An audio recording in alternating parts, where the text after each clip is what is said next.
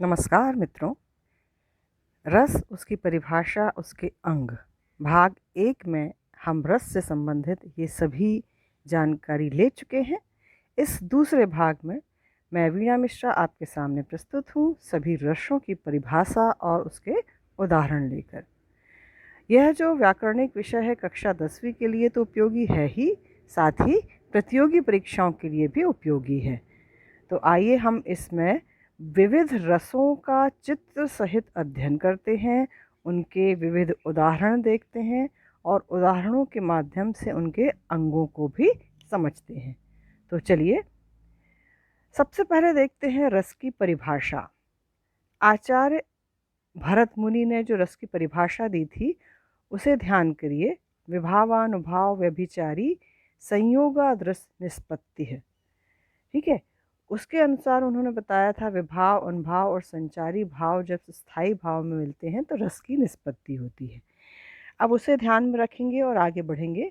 और हमने ये भी स्थायी भाव में बताया था आपको कि रस कितने होते हैं। रस 11 माने थे। तब हमने आपको बोला था कि हम आगे पढ़ेंगे कि किस तरह से रसों की संख्या बढ़ी है। तो यहाँ देखिए रस के प्रकार। भरत मुनि ने नाटकों के महत्व को ध्यान में रखते हुए 8 रसों का उल्लेख किया था, जिसमें मुख्य थे श्रृंगार, हास्य, करुण, रौद्र, वीर, भयानक, वीभत्स और अद्भुत। ये 8 रस प्रारंभिक अवस्था में थे आचार्य भरत मुनि के अनुसार। फिर आचार्य मम्मट और पंडित जगन्नाथ ने रसों की संख्या 9 बताई। उन्होंने एक रस इसमें जोड़ दिया, वो था शांत रस। उसके पश्चात आचार्य विश्वनाथ ने वात्सल्य रस को 10वां रस माना। रूप गोस्वामी ने मधुर नामक 11वें रस की स्थापना की, जिसे भक्ति रस के रूप में मान्यता मिली। वस्तुतः रस के अब 11 भेद होते हैं, जो इस प्रकार हैं: श्रृंगार रस, रौद्र रस, करुण रस, शांत रस, अद्भुत रस, वीर रस, हास्य रस, वीभत्स रस, भयानक रस, वात्सल्य रस, भक्ति रस। तो ये 11 रसों का हम क्रमशः यहाँ पर अध्ययन करेंगे, उनके उदाहरण देखेंगे। सबसे पहले देखते हैं श्रृंगार रस। अब आप चित्र के ऊपर देखिए, इसकी परिभाषा लिखी हुई है। श्रृंगार रस नायक और नायिका अर्थात हीरो और हीरोइन के बीच होने वाले प्रेम का वर्णन काव्य में श्रृंगार रस कहलाता है। तो प्रेम तो कईयों के बीच में होता है। एक माता पिता का बच्चों के प्रति होता है, भाई बहन का होता है, किंतु ये जो श्रृंगार रस है वो नायक और नायिका के मध्य होने वाले प्रेम को कहते हैं। इसके 2 भेद हैं, संयोग और वियोग। श्रृंगार रस को रसराज भी कहते हैं और रसपति भी कहते हैं, अर्थात सभी रसों का ये राजा है। ये एक महत्वपूर्ण प्रश्न है, इसे ध्यान में रखिएगा। श्रृंगार रस को रसराज कहा जाता है। अब श्रृंगार रस का हम एक उदाहरण देखते हैं, संयोग श्रृंगार का, स्त्री पुरुष का सहज आकर्षण। और ये राधा और कृष्ण के उदाहरणों के माध्यम से इसको हम बहुत अच्छे से समझ सकते हैं। बतरस लालच लाल की मुरली धरी लुकाए, सौंह करे भौहन हंसे, दैन कहे नटी जाए। यहाँ राधा और कृष्ण का उदाहरण है कि राधा ने बतरस लालच अर्थात बातों के लालच में कृष्ण की मुरली को लुका लिया है, ताकि कृष्ण उससे मांगे और वो कुछ ऐसी हरकतें करे, ऐसे कुछ अभिनय करे। सौंह करे भौहन हंसे, दैन कहे नट जाए, अर्थात वो यहाँ अभिनय करती है, भौहों से हंसती है, और जब वो देने के लिए कहते हैं कृष्ण तो नट जाए अर्थात नकार देती है, मुकर जाती है कि नहीं मैंने नहीं ली। तो इस तरह से उनके मध्य का यहाँ पर प्रेम दर्शाया गया है। आपको संभवतः कुछ आवाज़ें आ रही होंगी, क्योंकि मैं बाहर बैठकर सुबह के टाइम रिकॉर्डिंग कर रही हूँ, तो हो सकता है गाड़ियों की आवाज़ हो, तो इन्हें अवॉइड करिएगा। तो ये है श्रृंगार रस का, संयोग श्रृंगार रस का उदाहरण, जहाँ नायक और नायिका समीप होते हैं। दूसरा उदाहरण देखिए, यहाँ पे नायिका जो है वो वियोग की अवस्था में है। अब ये नायिका कौन है? ये गोपियाँ हैं। जब कृष्ण मथुरा चले गए हैं तो गोपियाँ गाय उनके विरह में बहुत ही व्याकुल हैं, और उसका उदाहरण है वियोग को हम विप्रलंभ श्रृंगार भी कहते हैं। नायक नायिका के बिछुड़ जाने पर वियोग श्रृंगार होता है। और नायिका यहाँ क्या बोल रही है? निसी दिन बरसत नयन हमारे, गोपी कह रही है कि निसी दिन अर्थात रात दिन हमारे नयन बहते रहते हैं। सदा रहती पावस ऋतु, पावस ऋतु अर्थात वर्षा ऋतु, हमारे नैनों में सदा वर्षा ऋतु रहती है। हम पे जब ते श्याम से धारे, जब से कृष्ण यहाँ से चले गए हैं तब से हमारी आँखों में निरंतर वर्षा ऋतु रहती है। दूसरा उदाहरण, हमारे हरिहारिल की लकड़ी, जागत सोबत स्वप्न दिवस निसी कान कान जकरी। वे बोल रही हैं कि हमारे लिए श्री कृष्ण हारल पक्षी की लकड़ी की तरह है, जिसे वो सदा जकड़े रहता है। जागते सोते सपने में दिन में रात में हम कान्हा कान्हा ही जपते रहते हैं। तो यहाँ भी वियोग श्रृंगार है। अब आते हैं वीर रस पर। शत्रु के उत्कर्ष, उत्कर्ष अर्थात उसकी उन्नति को मिटाने के लिए दीनों की दुर्दशा देख उनका उद्धार करने और धर्म का उद्धार करने आदि में जो उत्साह मन में उमड़ता है वही वीर रस का स्थायी भाव है। उत्साह यहाँ पे वीर रस का स्थायी भाव है, जिसकी पुष्टि होने पर अर्थात उसमें विभाव अनुभाव संचारी भाव सब जब मिल जाते हैं तो वीर रस की सिद्धि होती है। उदाहरण देखिएगा, साजी चतुरंग सैन अंग में उमंगधारी, सरजा से वाजी जंग जीतन चलत है, भूषण भरत नाद बेहद निगारन के, नदी नद मद गैबरन के ललत रलत है। अब इसका स्पष्टीकरण के माध्यम से आप समझ सकते हैं कि इस पद में शिवाजी की चतुरंगणी सेना जो है प्रयाण करने अर्थात प्रस्थान करने के लिए तैयार है, उसी का चित्रण है। इसमें शिवाजी के हृदय का उत्साह स्थायी भाव है। वीर रस का स्थायी भाव होता है उत्साह। युद्ध को जीतने की जो उनकी इच्छा है वो आलंबन है। नगाड़ों का बजना उद्दीपन है, उससे उनके उत्साह में वृद्धि हो रही है। नगाड़ों का बजना उद्दीपन हो गया। हाथियों के मद का बहना अनुभाव है, अर्थात हाथी भी उत्साहित हैं और जब वो युद्ध के लिए चल रहे हैं तो उनका मद जो है वो नदी के तरह बह रहा है और उनका और उग्रता जो है सबकी के स्वभाव में वो संचारी भाव है। इनमें सबसे पुष्ट उत्साह भाव मतलब सभी विभाव अनुभाव संचारी भाव से पुष्ट होकर उत्साह नामक स्थायी भाव वीर रसा की दशा को प्राप्त हो गया है। मतलब ये सारी चीज़ें मिल गई तो वीर रस पैदा हो गया। तो किसके मन में पैदा हो रहा है? शिवाजी महाराज के मन में। अब आते हैं तीसरे रस रौद्र रस में। क्रोध के कारण उत्पन्न इंद्रियों की प्रबलता को रौद्र कहते हैं। किसी विरोधी, अपकारी, अपकारी शब्द उपकारी का विलोम है शब्द है, धृष्ट आदि के कार्य या चेष्टाएं, असाधारण अपराध, अपमान या अहंकार, अवहेलना आदि से उसके प्रतिशोध अर्थात बदला लेने में जिस क्रोध का संचार होता है वही रौद्र रस है, रौद्र रस के रूप में व्यक्त होता है। उदाहरण देखते हैं। मैं सत्य कहता हूँ सखे सुकुमार मत जानो मुझे, यमराज से भी युद्ध में प्रस्तुत सदा जानो मुझे, है और की तो बात क्या गर्व मैं करता नहीं, मामा तथा निज तात से भी युद्ध में डरता नहीं। आप चित्र के माध्यम से समझ चुके होंगे ये अभिमन्यु का संवाद है। अभिमन्यु जब युद्ध में देखते हैं कि चक्रव्यूह रचा गया है तो वो ये संवाद अपने मित्र से साथी से कहते हैं। इसमें कौरव आलंबन है क्योंकि उन्हीं को देखकर अभिमन्यु के मन में क्रोध जागा है। और क्रोध किसके मन में जागा है? अभिमन्यु के मन में। तो वो आश्रय है। चक्रव्यूह की रचना के कारण उसका क्रोध उद्दीप्त हो गया है तो वो उद्दीपन है। अभिमन्यु जो कथन कह रहा है वो उसके अनुभाव है। गर्व, औत्सुक्य, हर्ष ये सब उसके संचारी भाव हैं। इन सभी के संयोग से वीर रस की निष्पत्ति होती है। यहाँ पे वीर भी है और रौद्र भी है। तो आप उदाहरण पे ना जाइए कि वीर रस, वो गलती से वीर रस ही लिखा गया है, वहाँ रौद्र रस भी है। अब एक और उदाहरण है। रे नृप बालक काल बस बोलत तो ही न संहार, धनु ही सम त्रिपुरारी धनु विदित सकल संचार। ये राम लक्ष्मण परशुराम संवाद में आप पढ़ चुके हैं। यहाँ परशुराम के मन में क्रोध उत्पन्न हो रहा है तो वे आलंबन है, आश्रय आलंबन, और लक्ष्मण को देखकर हो रहा है तो वो विषय आलंबन है। लक्ष्मण की व्यंग्योक्तियाँ उनके लिए उद्दीपन है। तो यहाँ पे अनुभाव जो है वो परशुराम के वाक्य हैं कि हे राजकुमार, तुम मृत्यु के वश में हो इसलिए संभल कर नहीं बोल रहे हो। धनुष की तुलना तुम शिव धनुष की तुलना तुम सामान्य धनुषों से कर रहे हो जिसे समस्त संसार जानता है। तो ये परशुराम का क्रोध यहाँ पर लक्ष्मण के प्रति प्रकट हो रहा है। अब आते हैं चौथे रस, हास्य रस में। किसी पदार्थ या व्यक्ति की असाधारण आकृति अर्थात कोई बड़ी अजीब सी वेशभूषा बनाकर आ जाता है, विचित्र वेशभूषा या अनोखे हाव भाव और चेष्टाओं से मन में जो विनोद अर्थात हंसी हास्य का अनुभव होता है उसे ही हास्य रस कहते हैं। अब एक उदाहरण आप देखिए, यहाँ पे एक स्त्री है जो बहुत ही मोटी है और वो फांसी लगाकर पंखे में लटकना चाह रही है।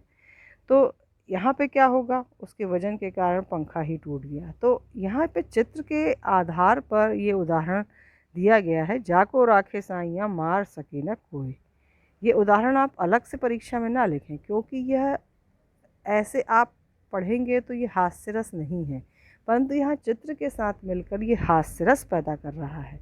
अब इस हास्य रस के उदाहरण हम आपको अभी स्वमूल्यांकन में देंगे, तब आप उन उदाहरणों को लीजिए और उनको परीक्षा में वर्णित करिए। तो चित्र कभी कभी ऐसे सामान्य उदाहरणों में भी हास्य पैदा कर देता है। तो ये था हास्य रस। अब चलते हैं करुण रस की ओर।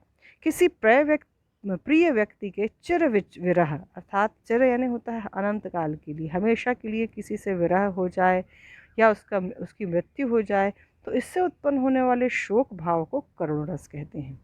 सखी वे मुझसे कहकर जाते, कह तो क्या वे मुझको पथ बाधा ही पाते। चित्र के माध्यम से आप समझ चुके हैं, ये सिद्धार्थ हैं, बौद्ध धर्म के जो प्रवर्तक हैं महात्मा बुद्ध। तो उनकी पत्नी के ये कथन हैं, वे अपनी सखी से बोल रही हैं कि अगर वो मुझसे कहकर जाते तो बता क्या मैं उनकी पथ में बाधा बनती। मतलब वो हमेशा के लिए वैराग्य धारण करके घर छोड़कर चले गए हैं। तो यहाँ पर उनकी पत्नी जो है वो चिर विरह का अनुभव कर रही है, उसके मन में करुण रस व्याप्त है। विभत्स रस, छठवां रस, घृणित वस्तुओं जिनसे हमको घिन आती है, व्यक्तियों दृश्यों आदि को देखकर उनके संबंध में विचार करके या उनके बारे में सुनकर मन में जो घृणा या ग्लानि का भाव आता है उसे विभत्स रस कहते हैं। कभी कभी आप खाते खाते कोई बहुत गंदी घिनौनी चीज़ की बात कर दे तो आपको उल्टी होने लगे, तो ऐसा घृणा वही है। आप दृश्य को सोच भी लेते हैं या देख लेते हैं सामने से, उनके संबंध में आप विचार कर लेते हैं तो आपके मन में घृणा का भाव पैदा होता है। अब घृणा केवल गंदी चीज़ से नहीं होती है, कुछ चीज़ें होती हैं जो समाज में बहुत घृणित हैं। जैसे यहाँ चित्र के माध्यम से हमने बताया कि आपने अचानक न्यूज़ में देखा कि आतंकवादियों ने हमारे देश के वीरों को शहादत दे दी है, मतलब उनको गोली मारकर उनकी हत्या कर दी है, उनकी लाशें बिछी हुई हैं। ये देखकर आपके मन में घृणा का भाव पैदा होगा। एक जगह पर अकाल पड़ा हुआ है, बच्चे भूख से व्याकुल हैं और इस तरह का चित्र आपकी आदि आप देख रहे हो तो वो आपके मन में घृणा या विभत्स रस पैदा करता है। तो ये विभत्स रस है। अब आते हैं सातवें रस की ओर, शांत रस। परमात्मा के वास्तविक रूप के ज्ञान से हृदय को शांति मिलती है और सांसारिक विषयों से वैराग्य हो जाता है। इस वैराग्य भाव को शांत रस कहते हैं। मतलब जब हम मंदिर में जानते हैं तो हमारे मन में एकदम शांति का अनुभव होता है, ऐसा लगता है दुनिया सब बेकार है। तो जो वैराग्य का अनुभव होता है सांसारिक चीज़ों से, वही शांत रस है। देखी मैंने आज जरा, हो जाएगी क्या ऐसी मेरी ही यशोधरा। हाय मिलेगा मिट्टी में वह वर्ण सुवर्ण खरा, सूख जाएगा मेरा उपवन जो है आज हरा। तो ये महात्मा बुद्ध का संवाद है। वो जब देखते हैं कि लोगों को बुढ़ापा आता है, मृत्यु आती है, तो उनके मन में वैराग्य आ जाता है।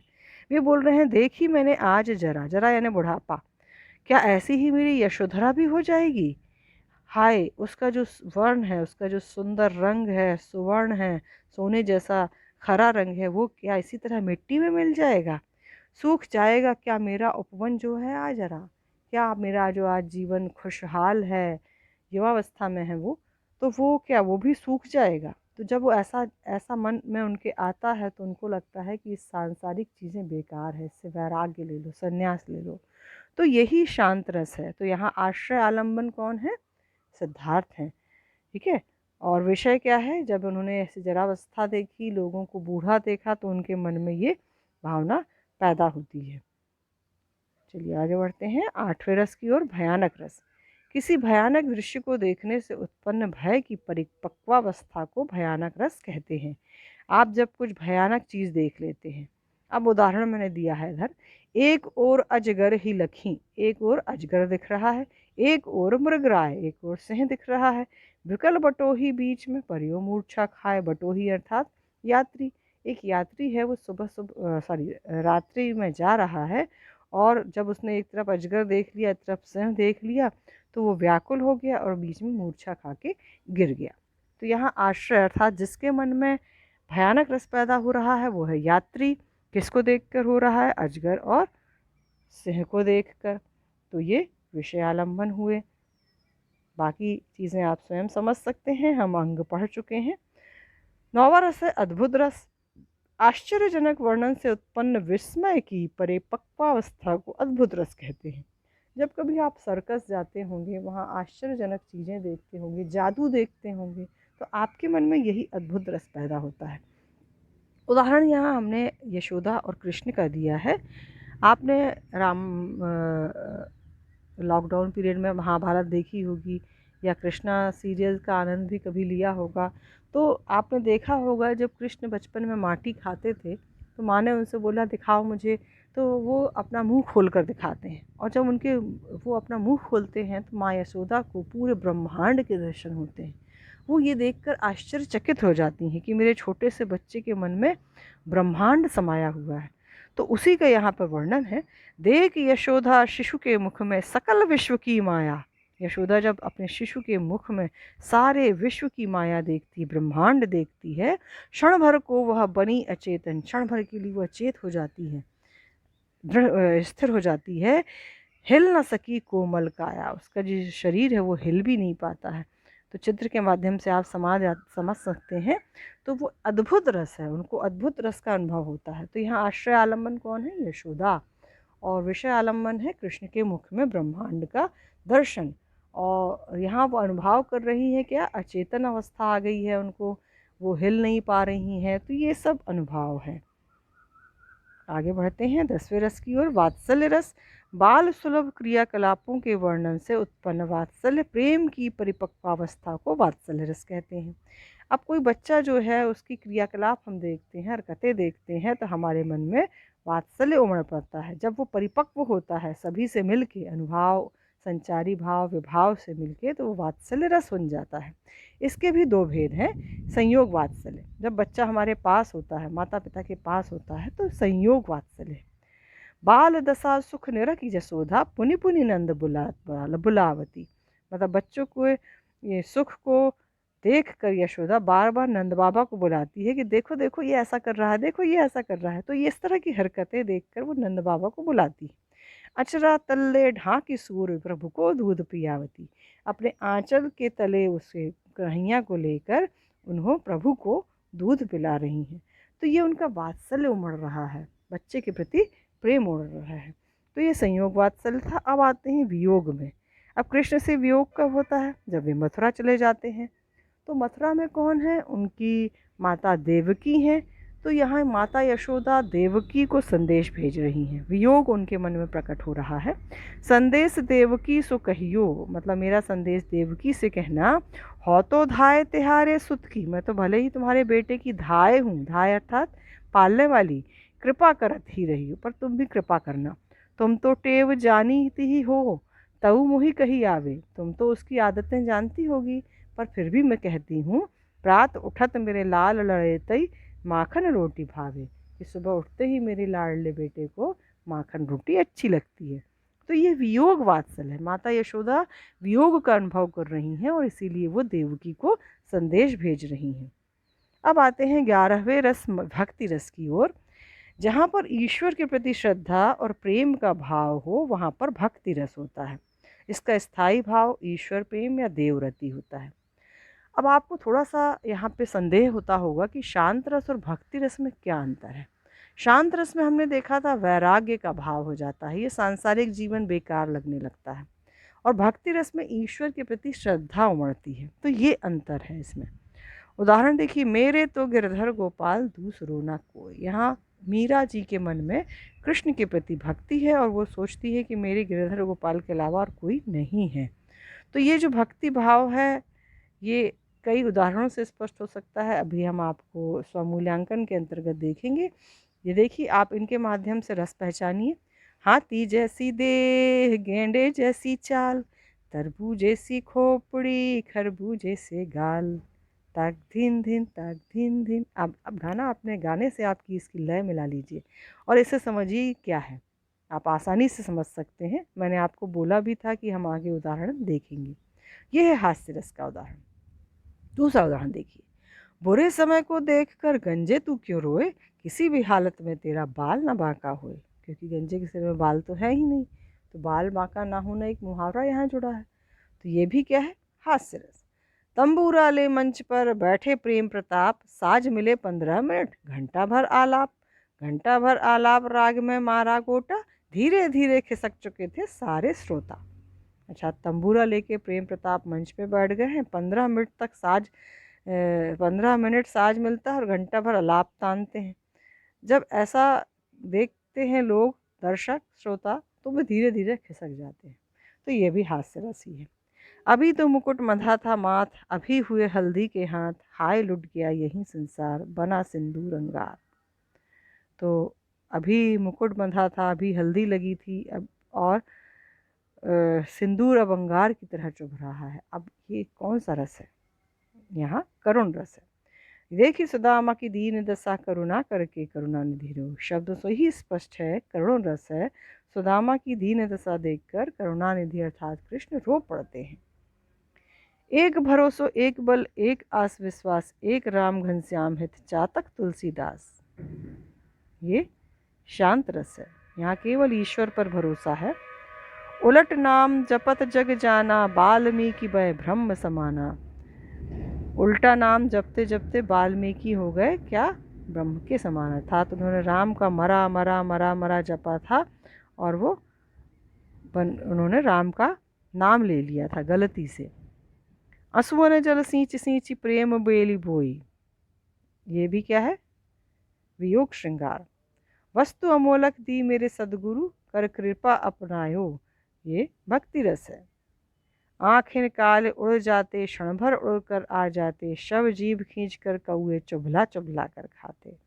आपको भाव समझ में आ गया होगा कि एक लाश पड़ी हुई है, उसकी आँखें निकाल कर क्षण भर में उड़ जाते हैं, और जो कौए हैं शव की जीभ को खींच लेते हैं और चुभला चुभला कर खा रहे हैं। बीभत्स रस। सर पर बैठो काग, आँख दो खात निकारत, खींचत जीभ ही स्यार, अति ही आनंद हो धावत। ये भी उसी तरह का भाव है। सिर पर कौआ बैठा है, लाश की आंखें निकाल रहा है, उसकी जीभ श्यार खींच रहा है और बड़ा उसको आनंद आ रहा है। तो ये ऐसी चीज़ें जब हम सुनते हैं तो हमारे मन में घृणा का भाव पैदा होता है। विभत्स रस है। अब यहाँ चित्र के माध्यम से आप बताइए कि ये चित्र आप देख चुके हैं किस रस का चित्र है, और ये एक और चित्र है, ये आपके मन में कौन सा भाव पैदा करता है। उम्मीद है आप सभी रसों के उदाहरण समझ गए होंगे। इन्हें आप अवश्य कंठस्थ करिए, लिखकर अभ्यास करिए, क्योंकि कक्षा 10वीं में तो ये परीक्षा में अवश्य आते हैं। एक उदाहरण आपको लिखना होता है, तो इस तरह के उदाहरण आपको याद होने चाहिए। स्थायी भाव याद होने चाहिए, उनकी परिभाषा, अनुभाव, संचारी भाव, विभाव, इन सब से जुड़े प्रश्न आते हैं। तो इन्हें आप अवश्य याद करिए, और कोई भी संदेह हो तो कमेंट बॉक्स में आप पूछ सकते हैं। और मेरे चैनल को अवश्य सब्सक्राइब करिए ताकि आपको आगे वाले जो भी पार्ट हैं उनका नोटिफिकेशन मिल सके। धन्यवाद।